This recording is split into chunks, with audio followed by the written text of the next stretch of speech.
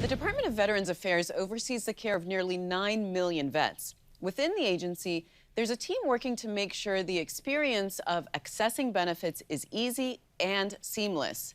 Barbara Morton is the Deputy Chief Veterans Experience Officer at the VA. She's also a finalist for the Service to America medals. Barbara, welcome to the program. Thanks so much for having me. Great to be with you. So the Veterans Experience Office was created in 2014. Remind us about the wait times back then and why that office was created.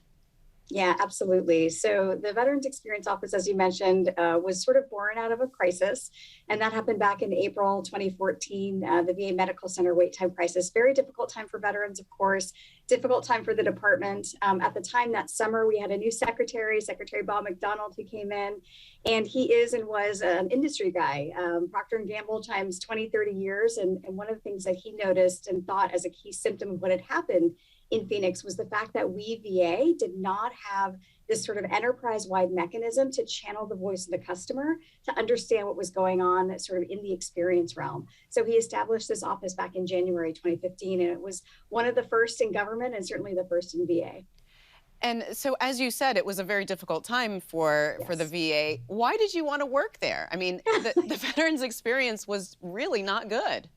It was definitely yeah. I mean, we were starting at a baseline that was not a great baseline for us. But when I was asked to join, I came over in July of 2016. I thought to myself, what better mission would it be than to help earn and build and sustain that trust with veterans and their families year over year and at scale? So I certainly couldn't resist that challenge. Not to say it was super easy. It was a startup at the time, and we continue to build and grow, but it's been an incredible journey.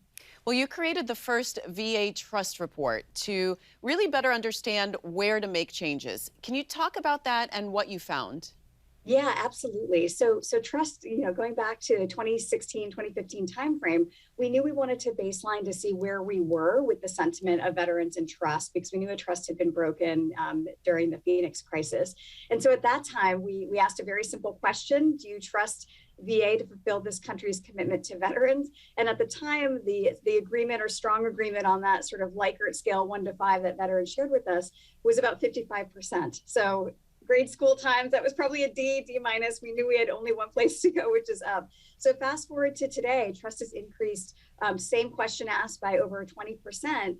And what our current secretary, Secretary McDonough, who is an incredible champion of customer experience and the veteran experience, asked us to do was create this trust report, which we update quarterly and post on VA.gov/trust. So we can kind of collectively hold ourselves accountable to that measure and other measures around experience, and make sure that we're tracking any improvements and areas of opportunity to continue to improve as well. You know, I know you're collecting a lot of data, but the question is, how do you ensure that the data that you collect through surveys and things like that actually gets used and makes its way into improvements for vets and their families, and you're not just collecting data for the sake of information? Right. And I mean, I think you hit the nail on the head. That is such a, that's the hardest part, right? Is to actually translate data and insights into tangible actions. And so one of the things that we did when we started this journey back in 2017 is we wanted to sort of prove the concept of what an evidence-based impact looks like in the experience realm. So we started with our siblings in the Veterans Health Administration in the healthcare space to really make that impact and understand how this framework could actually work. So starting with a methodology called human-centered design, which is really a fancy way of just saying, talk to veterans and your customers, understand what matters most to them, and really dive in and target those areas to respond to those particular moments that matter and areas of opportunity. So we use that methodology coupled with surveys, to your point, and really have set up a framework that we've been able to deploy at scale to really translate those insights into tangible trainings, tools, artifacts, leadership practices, really bridging that data so it's not data for data's sake, but it's actually data turned into impact. Well, Barbara, let's talk specifics. What did you do to improve the website, VA.gov? Yeah, VA.gov. So this is a really, really kind of the crown jewel, I think, experience for veterans and sort of how we VA have been able to respond to their needs and wants directly.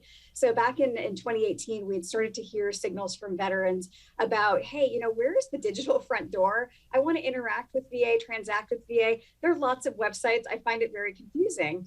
And so what we did is we actually went to veterans and we sort of asked them a simple question. If you want to interact with the department digitally, which web property of the many that we have do you sort of gravitate toward? Is it VA.gov? Is it My Healthy Vet? Is it eBenefits? Is it Vets.gov? And they came back to us and they said, VA.gov, that's a strong brand. That is where I naturally would orient to if I don't know where to go. So it was at that moment that the department made this decision to have VA.gov be sort of the digital front door for the department. And over the years, we've sort of migrated the other web properties underneath that umbrella, but we also didn't stop there. We not only sort of identified it as the front door, but we also redesigned it with our siblings in the Chief Technology Officer's office and across the department, using this practice of human-centered design by asking veterans, what do you want to see? What are the top transactions that are right up front? Here's a personalized profile. You can log in and change your address like you do in the real world outside of government.